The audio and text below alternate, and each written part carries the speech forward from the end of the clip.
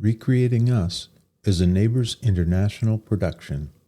Neighbors International is committed to an asset-based focus of co-creative change, developing the capacity to welcome the diversity of gifts, knowledge, and experiences available in each one of us.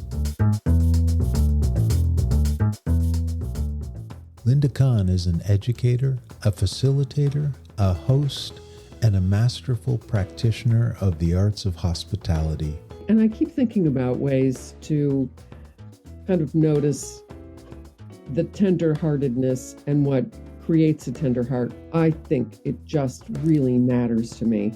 And I'm still learning about what's it take for people to feel seen and heard and held.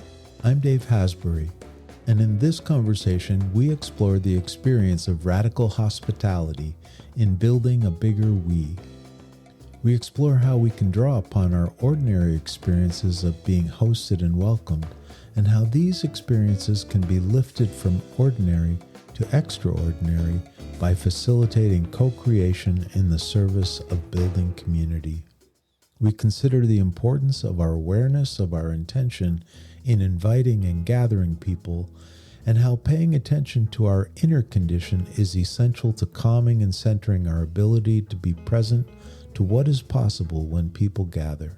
And we contemplate the power of great questions that can safely open us to experience the soft heart that makes connection through conversation possible. So welcome. Thank you for being here. It's always good to see you, but it's nice to have this conversation because we have not done it quite like this. Usually we are standing in your kitchen or sitting at your dining room table or watching a video up in your living space upstairs. So this is different, but but it really is related to those other things, because one of the things about you is you are both an incredibly gracious and skilled host. You know how to welcome people and make people feel at home. And the reason why I wanted to have this conversation is because I know how good you are at this in ways that they're not my strength as much as yours. So I'm really glad that you're here. So for this. Well, I appreciate the invitation to just have a chance to reflect on it and think about, okay, what do I think about this? What do I do? Why am I doing this? What do I believe? I think it was interesting. Earlier this week, we had an opportunity to talk about relationships and connection and community at the invitation of folks in Rhode Island. And we shared the session with the fabulous Angela Amato. And it was fun to put that presentation together. And it was also really interesting to think about what it means to create a sense of a collective and connection. And so we reflected, not surprisingly, on a theme we've touched on in the final large Toronto Summer Institute gatherings, and that was building a bigger we. And one of the points in thinking about what it takes to build a bigger we is engaging in radical hospitality. I love the term. I do too. And I was really thinking about when I've loved it most isn't that I'm doing all the hosting and people are receiving, but what I really like when I think, was it close to New Year's when we were together, it was the act of co-creation. It was creating it together and having people really make a contribution, because it's really not about entertaining. It's about connecting and relationship and everybody feeling in.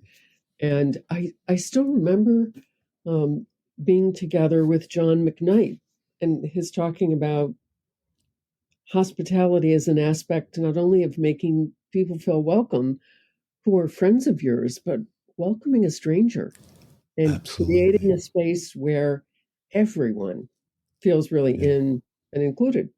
Yeah. In a previous conversation I had with John O'Brien for this podcast, John referenced two things. One was he just talked about the significance of asking. So just simply asking and inviting people and the importance of that. And the second was the whole notion of hospitality. And we talked about members and members of each other and all of that. And what he talked about is and personhood. And he said, a person really is a mystery and is something to be in awe of. And part of the thing about welcoming and welcoming particularly people who may be outside, is the mystery that we can receive from that. And so the whole welcome and hospitality is really a big piece of all of this. And this conversation, I think it has greater relevance to a much wider circle, but because of the nature of our experience, yours, mine, and others that are invited into these conversations, we've spent a lot of time paying attention to what happens to people who've been labeled and their families, people who have been systematically punched out of everything. And so I really think about those people in this process and the people who accompany them, and the people who we want to reach out to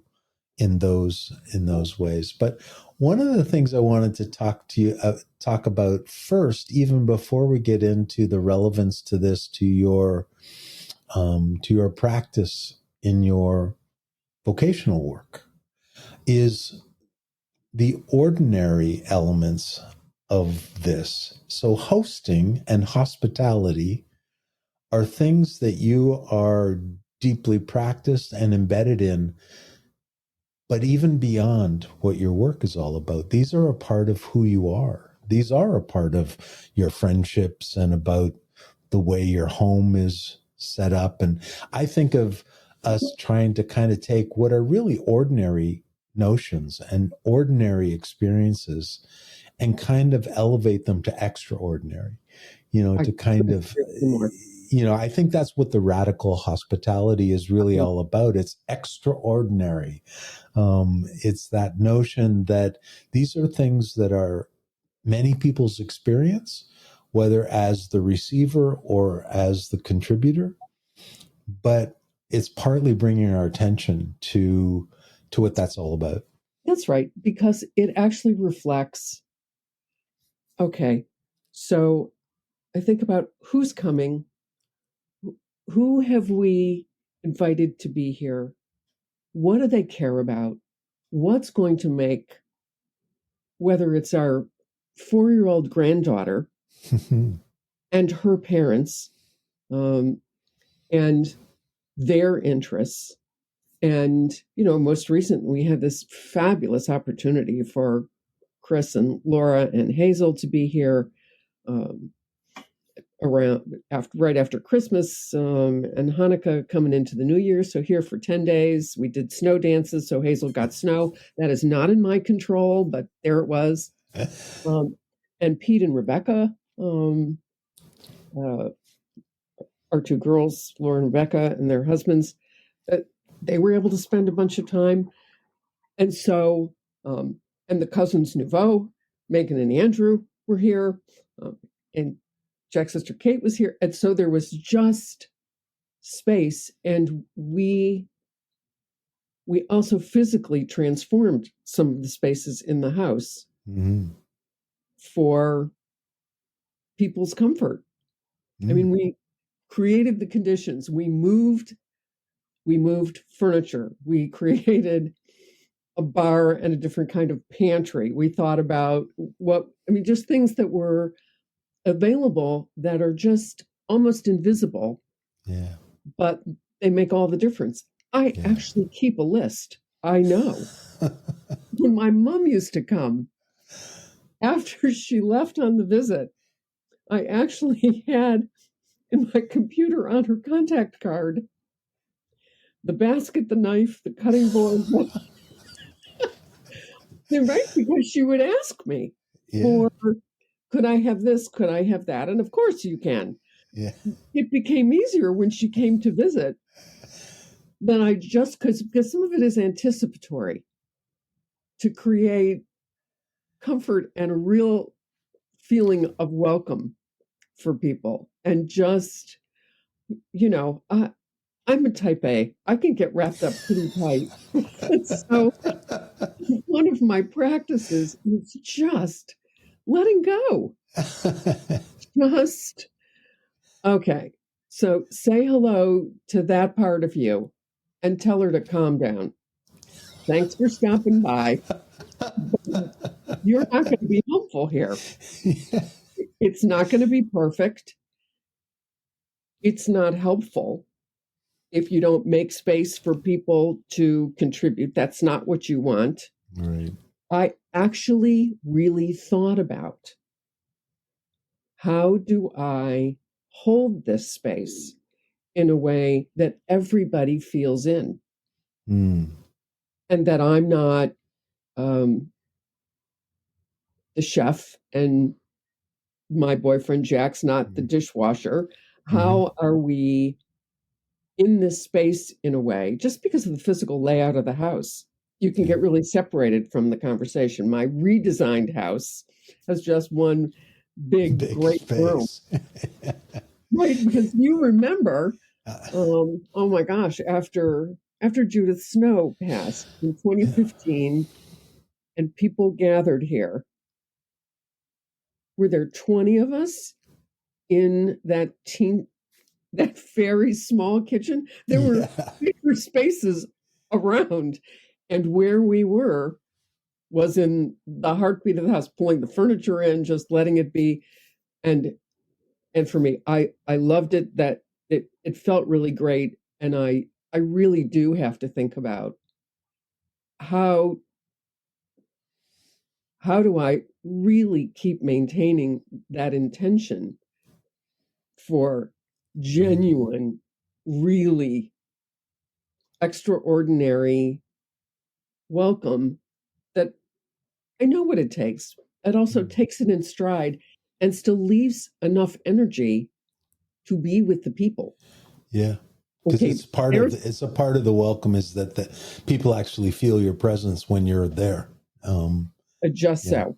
And I continue to be learning in that regard. And one of the things that was actually really helpful with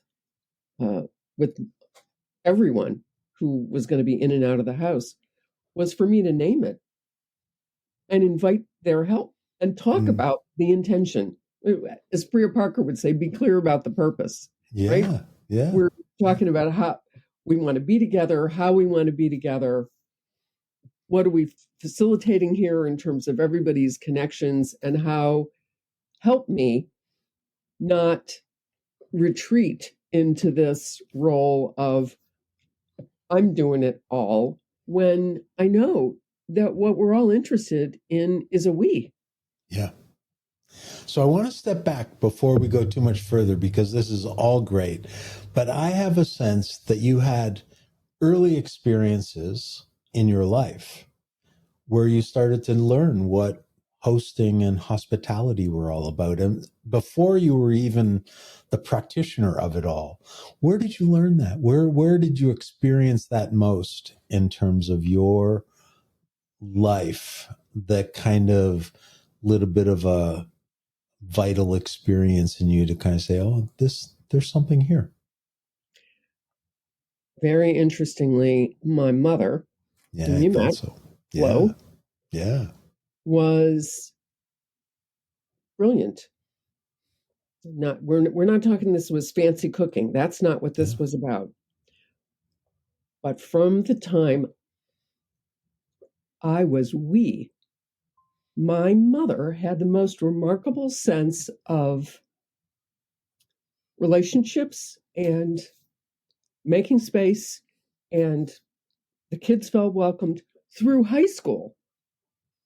If I wasn't home when a friend stopped by, they often came in, and it didn't matter if I was home, because my mother would never have described that she was holding space, but my mother held each person's threads and story. Mm. And they loved that presence and focus. And I certainly knew it. There are times that you witness things you don't even know you're seeing. Right. And, as Steve Jobs would say, you only connect the dots by looking backwards. Yeah. I can see that my mother's generosity of spirit in that regard, and her attention to relationships, friends and family. I even, in her later years, after she moved from Florida and had gone to Georgia and then was living in Michigan, I traveled back with her on let me go see my girlfriends in Florida. I said, let me help facilitate. You can see my youngest sister, who lives there, and let's have lunches with your friends. These women connected in a way that they called themselves Chapter 4. They were friends through their kids. After all the kids were launched, and even after their bowling days were over, they were no surprise to you. They knew you go to lunch afterwards. So these friendships were really important. And I witnessed that. And even though my mother was not particularly a fancy cook, she was also a woman who wouldn't put out a bag of potato chips without taking the top off and finding a bowl. We never talk about these things, but my girls would not do this either. They would find the bowl in the napkin, and I never said, "Oh, you find a bowl in the napkin." It's like you eat first with your eyes. Presentation matters. There's just kind of in the drinking water. But Flo was remarkable, I think, about... Yeah, I didn't get to know your mom a lot because of distance, and her visiting is when I got to, but I did get a sense of a graciousness about her and a caring about who you were, especially if you were related to you. Like, she cared about the people that you cared about. And it was really felt, and she was very gracious in that way. And so, I wanted to ask you about that, because you're not the only person who has had those experiences, right? Like, they've had experiences from early days, often a mother, but not always, but often it's the mother who kind of made the space for the house to be the place where the kids could show up, where, or the gathering of the family, those celebrations of seasonal gatherings and all that kind of stuff, and the kind of attention. So I only put that out because we're not all starting from zero. Oh, no. We're starting from a lived experience of something. And I can tell you, in my life, those gatherings were not my favorite place to be from my family experience, but I know other members of my family, my extended family, for whom they handled things differently than they were in my house. And you could tell that there was a different way that people attended to all of that, and becoming aware of that is just really important, because it's not foreign. The notion of hosting and hospitality is not foreign. You've either experienced it by being invited into something and know what that's about, or you've actually participated in it as somebody. So anyway, I wanted to find out a little bit about, and I had a sense that you would say that it was your mom that was a kind of iconic. And you keep learning. is there I am. I've witnessed my mom, and I'm at Ohio State in my early years there, and I'm with a group of friends, men and women. One of the men says, "Gee, I'm thirsty." And I found myself standing up to go do something about it. And he looked at me and said, "What are you doing? Sit back down. I'm perfectly capable of." And I thought, it's so interesting because my mom was from a generation that was really traditionally in that role. Sure. And those are things that I'm still learning about. That include saying to people who are here, please, I will remember to ask you if there's something you want, but I will feel most comfortable if I know that you would actually go into my refrigerator. I would like to orient you. Let's learn how the coffee maker works. What else would make you comfortable? Because you'll never be. Otherwise, you're doing exactly that. It's all, I'm holding it all, and I'm responsible for it all. And I know that's not it. Well, and I think that this is kind of the intersection with your personal life, and partly that mode can become an exhausting thing to actually be the person who's caring for everything all the time. So as we get older, we kind of go, wait a minute, this is exhausting. But I think the connection in this is also, and you've already referenced Priya Parker, who's the author of The Art of Gathering, just this notion, and you have been a longtime practitioner of convening people for a variety of purposes. Just the notion of thinking about the intent of what you're trying to do and how that goes into both the way you receive people when they come, but how you invite them in the first place, and how you even decide who comes.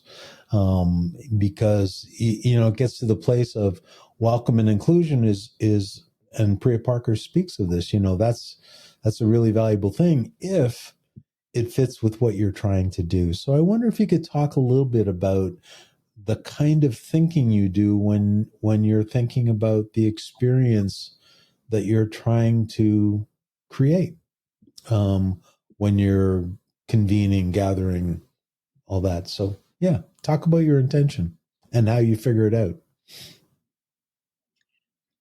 I think one of the things that I really think about begins with actually just trying to quiet myself and hold that question for myself about what's our purpose here? What are we trying to do?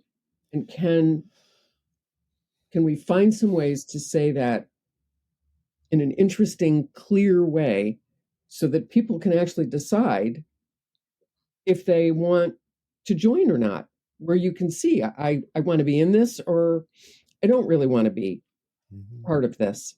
And I think that I've learned from you and many other people who we've been with on the journey that so much of really clarifying what's my purpose, what's the purpose of the gathering, and what does that even begin to suggest about how you would design the way that people will connect, as well as the space. And really importantly, how do you co-create that with other people? Can you begin to make that clear enough that other people can really participate, so that your type A doesn't think, I have to do all this? Right. Because you cannot do all this. And it isn't better if only a few people do this. It is far better if the event has been co-created and the people who are engaged have an idea about how they can contribute. That just shifts the energy completely. Well, I do think that some of that, though, is related to a larger purpose that you and I might experience, which is the creation and vitalization of community, the experience of a bigger we, which emphasis on the we, the we part, and not everybody would have that as a kind of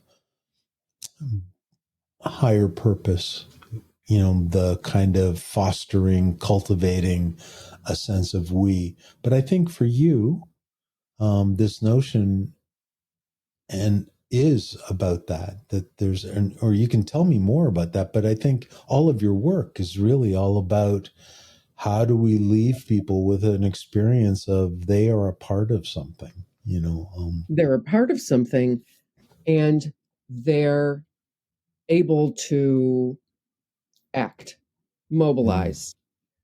People, when we're at our best, people have made connections with other people. They've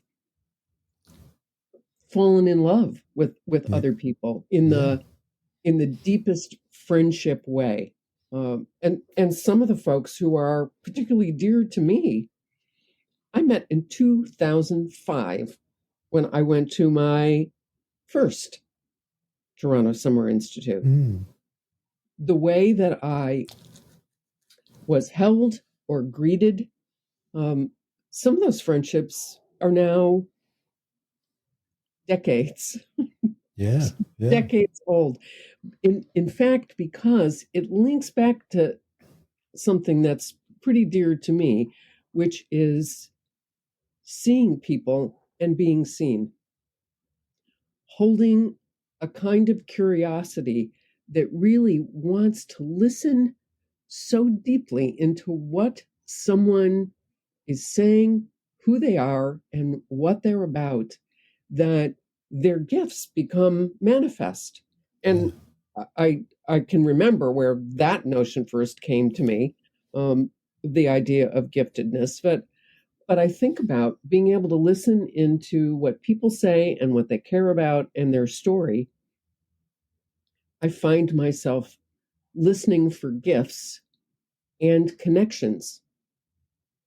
I've had positions. I was a project evaluator in the state of Ohio for projects funded by the Developmental Disabilities Planning Council there. I don't know, probably 1979.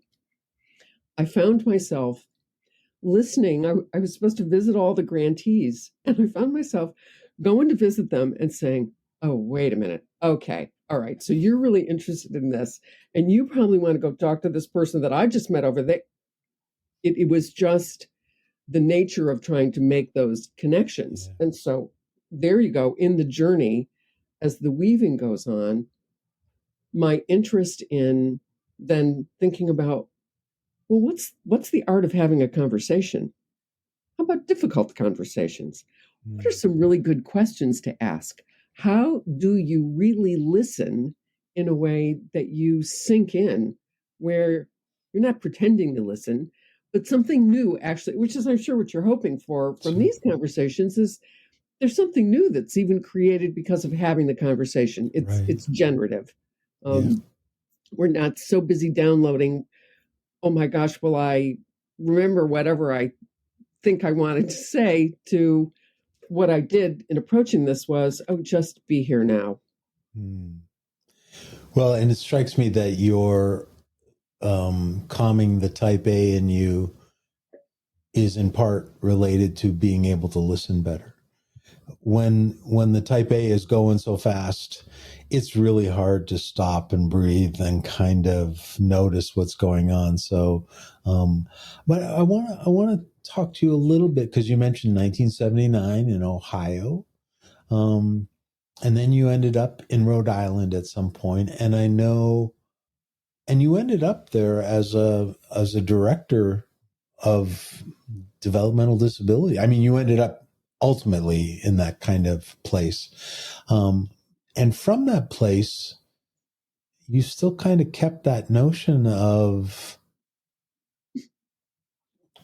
welcome, of listening, of convening, of intentional. And I know that some of your deep friends that you have still in your life come from that place, and the kind of, and it included a number of family folks, people who were quite familiar with what it feels like to be rejected, or what it feels like to be ignored, or what it feels like to not be listened to. But I wonder if you could just talk about, from a high level of administration, still the place that hosting and hospitality held for you, even in those roles.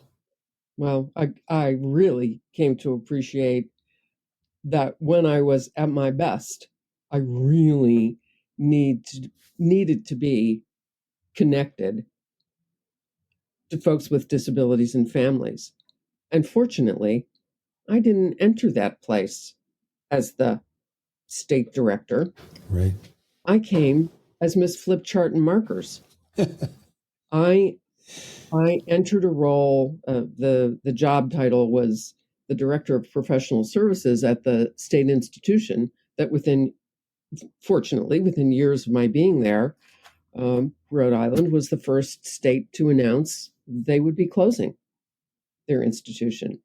And my work there was connected to facilitating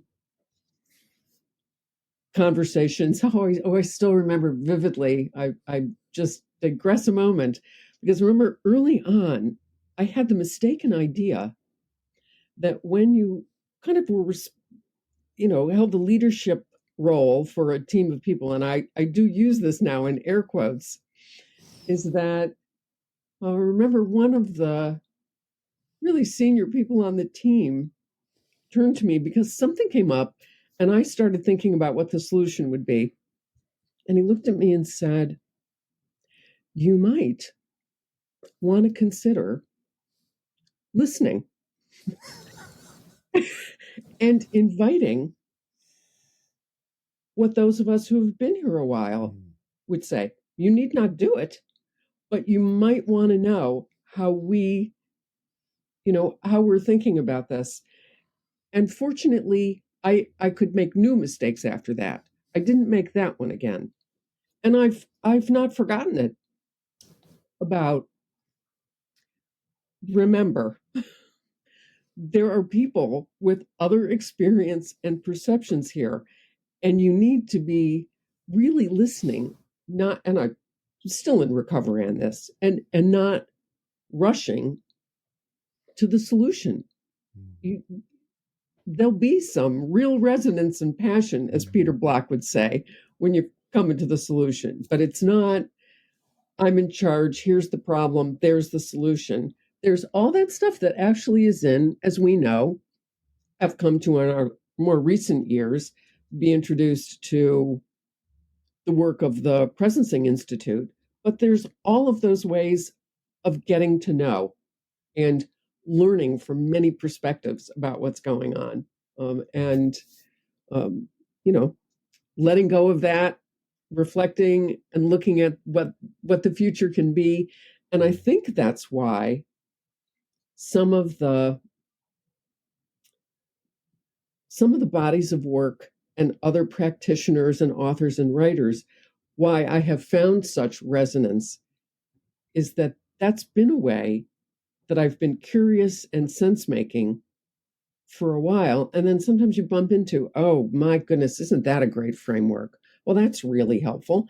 I mean, it's how I felt when John O'Brien handed me Priya Parker's book and I started reading it. And we'd come to a gathering in your home in New Jersey. Sure. The book raising. Right. And it's before the Summer Institute. It was in June. And he said, you might want to read this. And we're still waiting for that book, aren't we? I think we are. Yeah. I think we are. Yeah. But I do think about the importance of curiosity and noticing how you're listening and And when there's just other noise that's interfering, because you can't hear somebody when you're busy listening to yourself.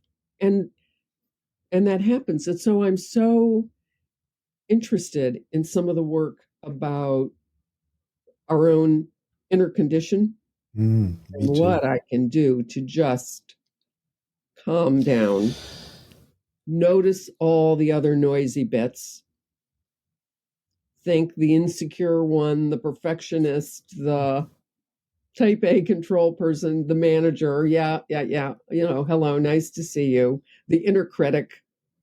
Oh my gosh. I have a deeply, profoundly intimate relationship with that person. Right. They're so busy. And I think I really appreciate some of the work that, well, therapists that I'm seeing is pretty fabulous in this regard, and familiar with Dick Schwartz's work on internal family systems. And Dr. Becky Kennedy, who is, I think, just completely brilliant child psychologist, also has these threads in her work. And it is so helpful to just have some grace and humor about all these other characters that really do make up all of who we are. Sure. And thank them for showing up, but tell them to park, because that's not really who we need right now. Well, and that comes back to the whole notion of really being clear about intention and what do we need in order to create the experience and be part of the experience that we hope would be shared. And so I wonder if you could just talk about that, how you think before you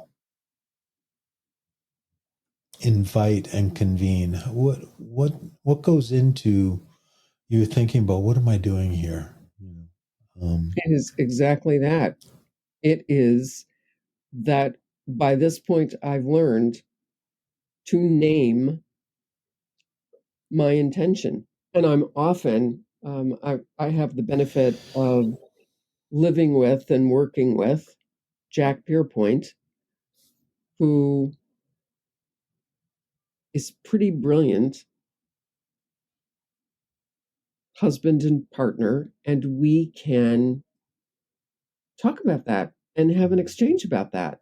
And I find it pretty helpful to just be able to reflect on that out loud and be able to go back and forth about it and talk about what our purpose is.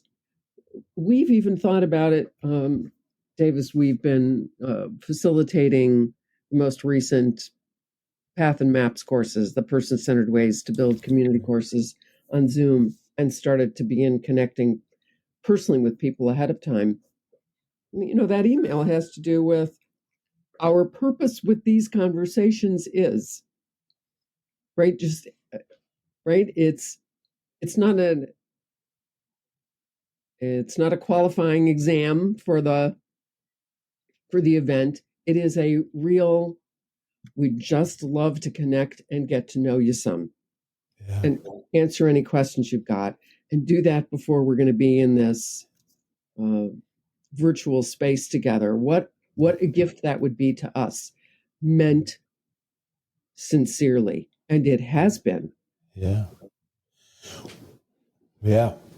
Well, and I think about this just in relationship to our experience together in what is now known as the Pathfinders Studio, but began 4 years ago.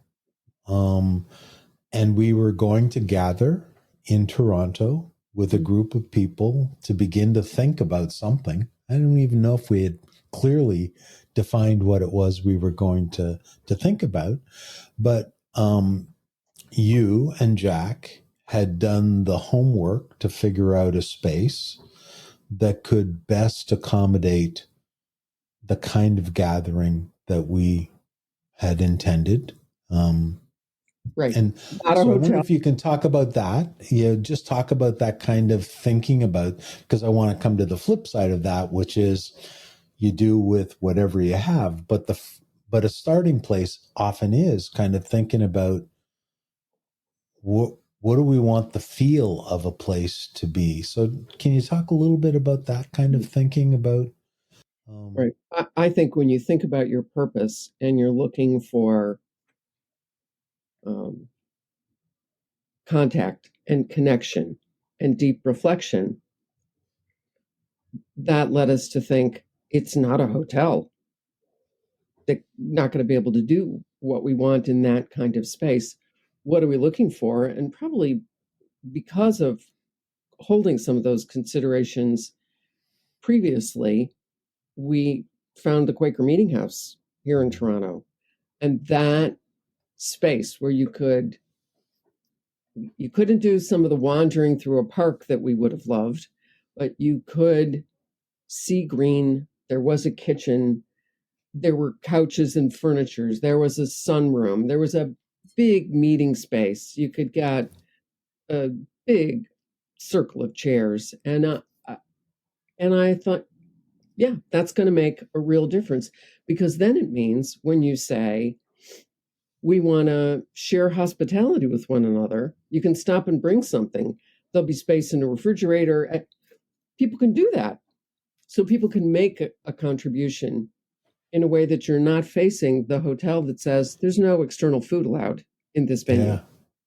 Yeah, it's a fascinating thing that the hospitality industry really is more industry than hospitality, and really wants to actually kind of control the environment. But you were finding a place.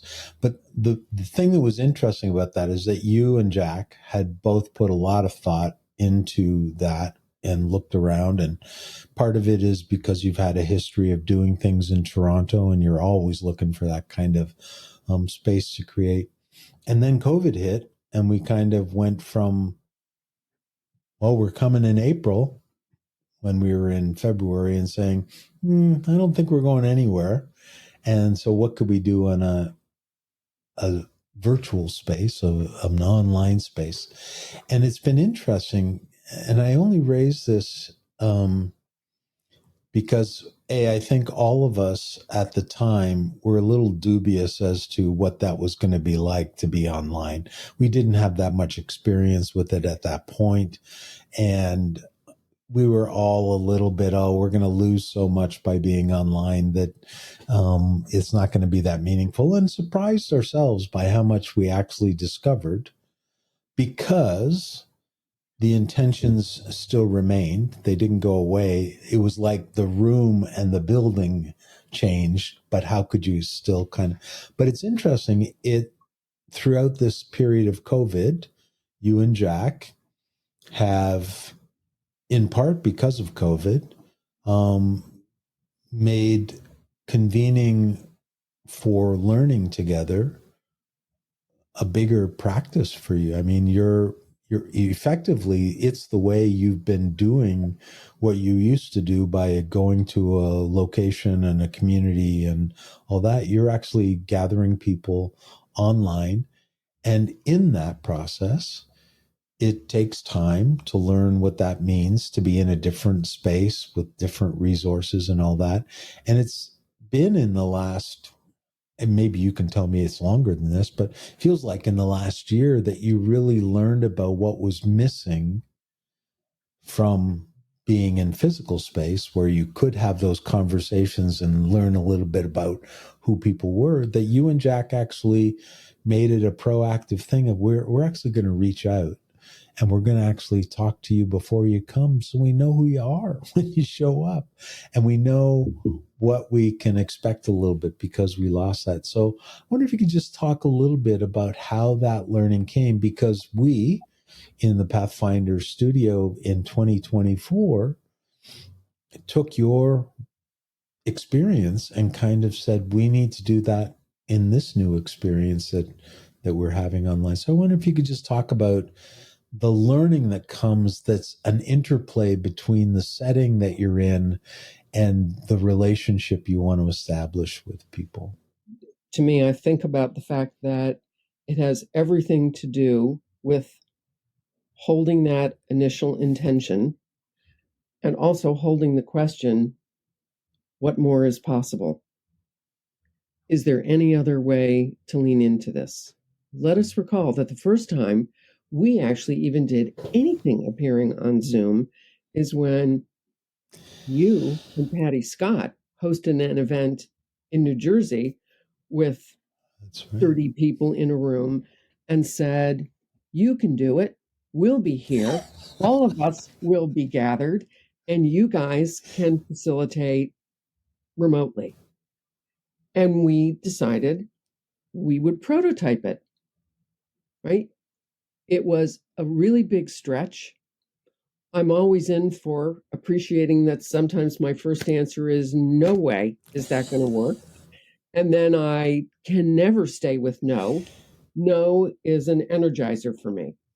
It must, if we can imagine it, it must be possible.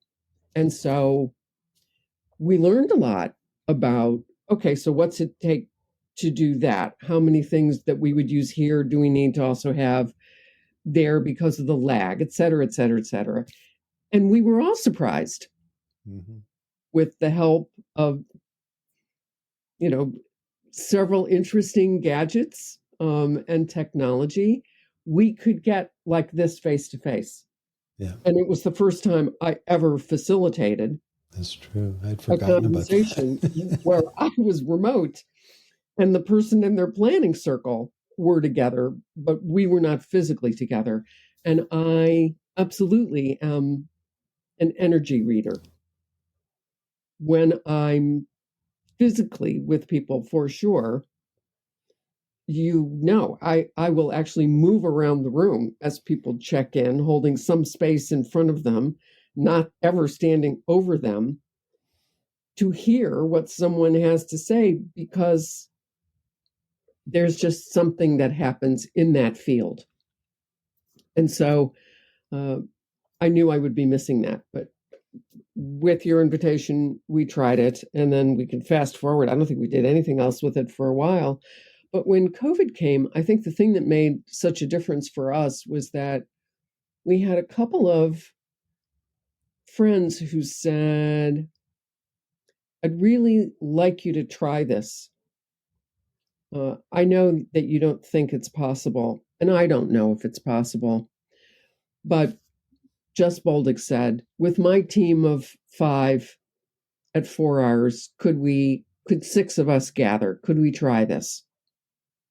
I've experienced these processes. I've been with people in person with you, at least 2 or 3. We could think about this together in the design. At which point, I also began to realize that Zoom needed to be an extension of the facilitation, and I needed to learn it. As John O'Brien would say, who is the person least likely to have done any technological mastery of any kind? That would be me.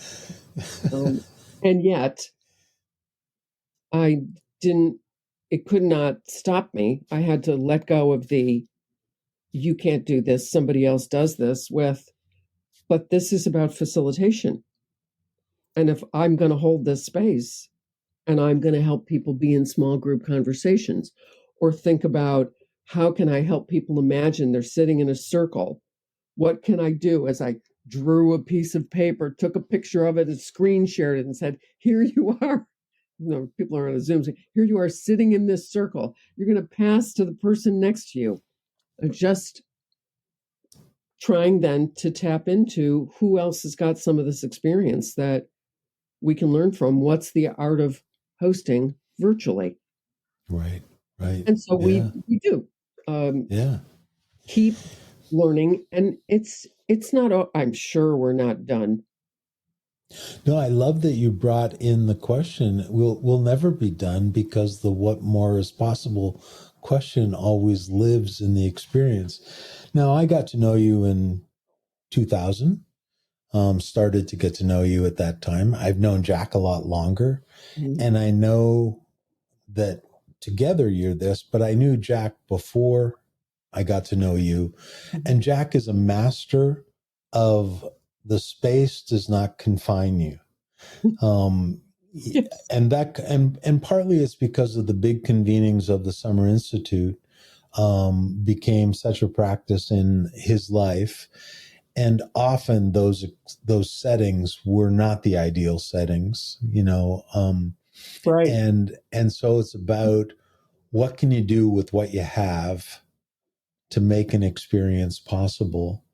And I wonder if you could share a little bit of, and even some stories of, how a space becomes something different than it appears as. 2 or 3 stories for sure that come. One of the funny things about getting to know Jack more deeply is that I think we have a fundamental non-compliance in common.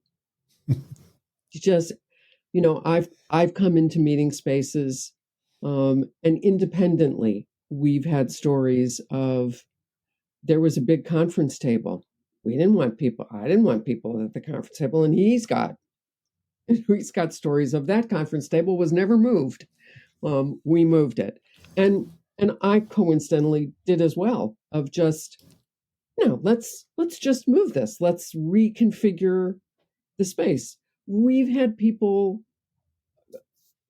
leave a room, come back in, and co-creatively set up the space. But I can remember a time, thinking about a time in Georgia, Path and Maps course with 35 people is in a hotel room. And I believe there might not have been any hospitality in this case. Somehow something slipped. It wasn't arranged. Had the great gift that among the people in the room were Connie Lyle O'Brien and Michelle Schwartz, and another couple non-compliant souls who said, Connie didn't hesitate to say, I'm ordering a carafe of coffee. And before the end of the day, we conferred with Michelle about it as well, who of course had all kinds of fabulous energy. And we look at the group and say, there just wasn't anything provided, and it won't be possible that way. Would you please go home and look in your cupboards? Somebody wants to bake something great, stop somewhere, but just bring what you got. Well, I think it still stands out for me as one of the most remarkable co-created events. And then we started to put the graphic posters up on the wall, and the environment is completely transformed. We had people from all over the hotel, including the people who worked for the hotel, coming in to say, can we talk about what you're doing here and why? Why is the space like this? Why are people laughing so much? What is happening here? Mm-hmm. And there would have been every reason for that not to have worked. And I think about the times that the space, California, we're in a space. There's electronic curtains. There's fancy technological stuff. We're in a room, very fancy conference space, that I can't feel the people. I'm physically there, but maybe there's 100 people, but the space is so vast and the tables are so far that I thought, there's no resonance. It's not happening. And external forces intervened. I think we were in Sacramento and the power went out. The fancy dancy conference room wasn't going to work for day 2. And so now there's a telephone tree to let people know where we're going to be meeting. And it's one of the organizations in way too small a space. We had talked about gifts. People came with music, guitars, food. There was this awful circumstance that then turned out to be the most fabulous conversation that also gave us an opportunity to talk about holding space, setting the container, creating the conditions, naming what wasn't working the day before, and making transparent what is happening between us in this space now. And then the third is the day the power went out, when we're convening a session in Rhode Island, and the only place people can gather with their hats and gloves still on in northern Rhode Island is upstairs in some loft. We need wall space. There is no wall space. We put flip charts on the back of a mattress and had, with this group of people, in what you might have otherwise said can't work, people's creative juices just went wild because we said, well, sure, we can do this. Okay, what would it take? Let's all do this. What's the conversation we want to have? And we invented it. And so much of that really also certainly comes, I mean, as the co-facilitators and the other people you're hosting with, you can't be in a point of despair. That is contagious. Despair, no, does not work. But when you say, okay, sure, we could figure this out, right? I don't know. I think about our friend Erwin thinking about the purpose of an event and inventing one of the things we did together in the Netherlands on a boat. Mm-hmm. Right? It just, you think about, looping back to what's the intention? And it has not only to do with thinking about the people and the processes, but the environment and the container. And that, of course, leads you to think about, so what are the conversations you want to have? What are the big, messy questions we could engage in that will get people to get knee to knee and dive in and connect more deeply? I think of some key words throughout this conversation.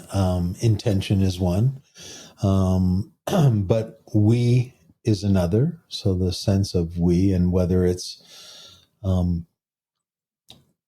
creating the conditions for we to be the experience. Can is another one.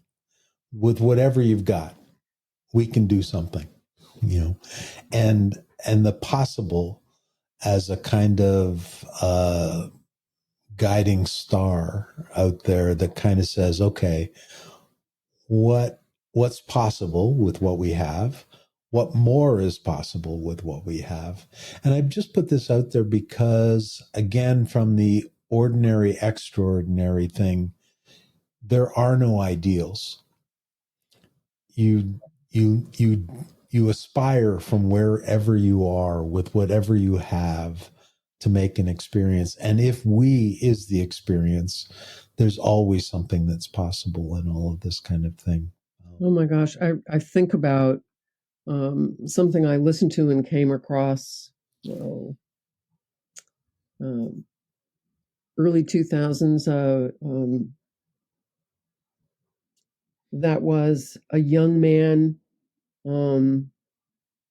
with AIDS who was in Cozy Johnson, who said something pretty much like, do all you can with what you have in the place you are. And I also think that when you ask about preparation and what do you think about, I think I've really been noticing and intentional about the fact that when I'm at my best, I'm vulnerable. I have a tender heart. And there are times that I can even notice when my heart is too hard. I'm too full of, this is annoying me and that is annoying me, and I can't find my grace. And I think about what do I need to do to sink back into the passion I hold for this, the curiosity, the love, the just being in that more vulnerable, tender space is when I'm actually a better listener, a better facilitator. Yeah, absolutely. I can't say this is going to have been my best, but probably an hour ago, maybe when you asked me about the early years and I started to talk about my mom, I absolutely, we probably could both go back. I've had a quiver in my voice and tears in my eye. And to the extent that I wondered, will I just be able to relax and just show up as me, even if it just sounds like me? That's what it takes. I wholeheartedly agree. I can always feel when I've hardened, and especially when I'm with a group of people. And sometimes the setting is actually what hardens me a lot. But I wonder if you could just speak of, and it comes kind of out of this thing because that softening vulnerability is a part of what's important, not because there's authentic when we're in that space, because that's more real than a lot of things. But when you think of what the language is that you use that would have that softness to it in order to make an invitation, in order to listen to people, in order to encourage people to talk, can you just talk about the way that you talk when you're kind of hosting and creating hospitality? Oh, it's interesting. I think that you can hear something different in your own voice when you tune in. And I think about how lucky I really was to meet Wendy Palmer and encounter conscious embodiment and her work at the Shambhala Institute. Right? We went one summer, maybe. I wanted to know this date. 2005, 6, 7, 8, 9, something like that. And in meeting her, she was so wise about connecting into your body. And not the first time that someone had talked about, tune in to what's happening to you physically. Think about how you settle in, extend your energy, appreciate where you are in space, holding that space, and think about a quality that you want to bring more of into this circumstance. And when I do that, and I actually still, the quality I hold most often is, what would it be like if I had a little more grace? Because that's the quality at times that can be the biggest stretch and can be the space in which, when I listen from that space, I'm both more vulnerable and have courage. I can hold curiosity, and be less certain, right? The questions are actually so important for creating the exploration. And so when I can remind myself about those kinds of things, and I keep thinking about ways to kind of notice the tenderheartedness and what creates a tender heart, and have complete mayday when I understand that I've just gotten frustrated.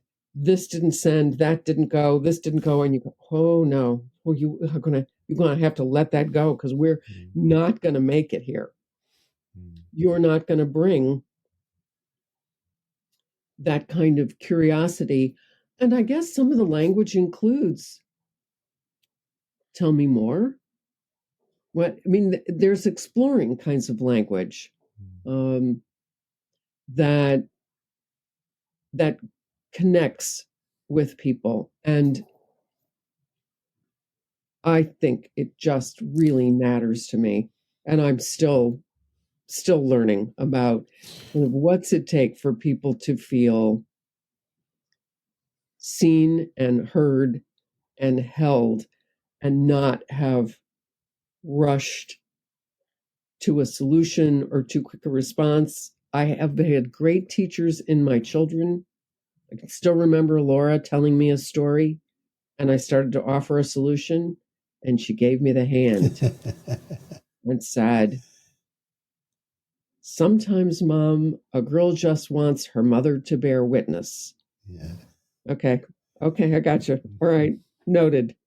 Thank you. Thanks for that. Well, it's interesting because I think you referenced a couple of things. Earlier, you talked about just the attention and awareness to your inner condition, which actually allows you to be in touch with what that tender-hearted place is. It's not a language place. It's pre-language. And in the conversation with John, he talked about that as well, that the first communication isn't words. It's before the words. And part of the thing about all this is if we're in language first and not in tender-hearted first, the language covers the tender heart. And from the notion of inclusion and the notion of many of the people that we've come to know for whom language is not their skill, they're not linguists in the way that they communicate. Having that communication be the tender heart is actually a really important element. I think that's right, and I have come to appreciate that the aspect also that I think we're energy, and we move in an energetic field. And if you will open yourself up to noticing that about who you are and what else is going on in the space, then you will not just see, you will feel when someone else is either hurting or feeling at the edge, and you can make a decision about whether or not you're leaning into that connection and going to notice that or not. And I can think about relationships that I have that are really important that began that way, where it was someone that I noticed in a very big field of people, and I could see and sat next to, right? And as we're both looking forward, do you want to tell me about it? Do you want to talk about it? Want some ideas for what we might do about it?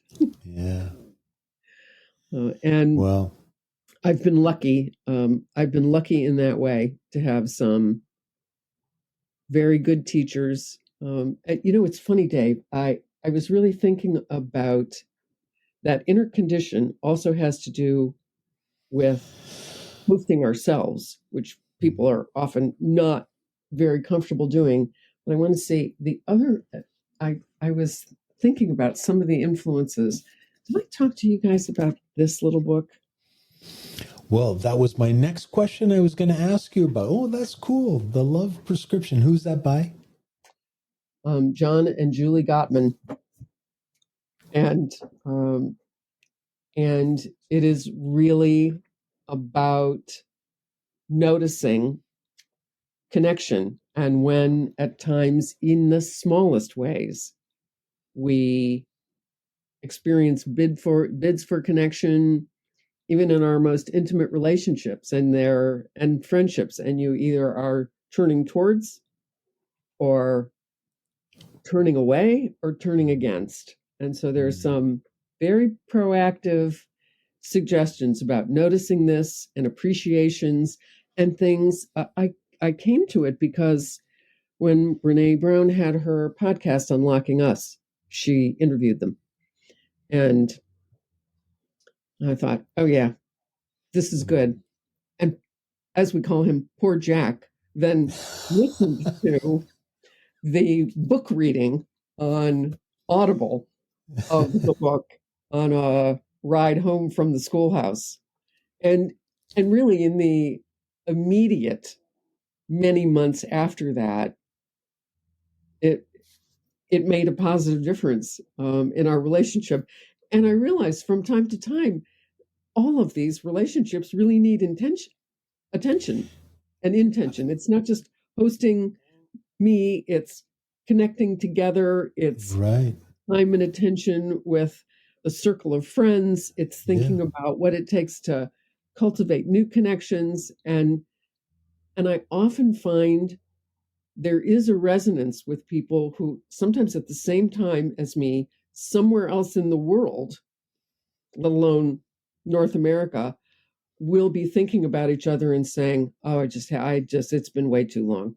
And it's the hardest thing about COVID, which I think lingers still. It is still much harder to find personal connection time, and relationships changed in that period, as we know. And for sure. I think about how much intention it brings and the difference there is between being on a phone call or even a Zoom call and what happens when you're just hanging out.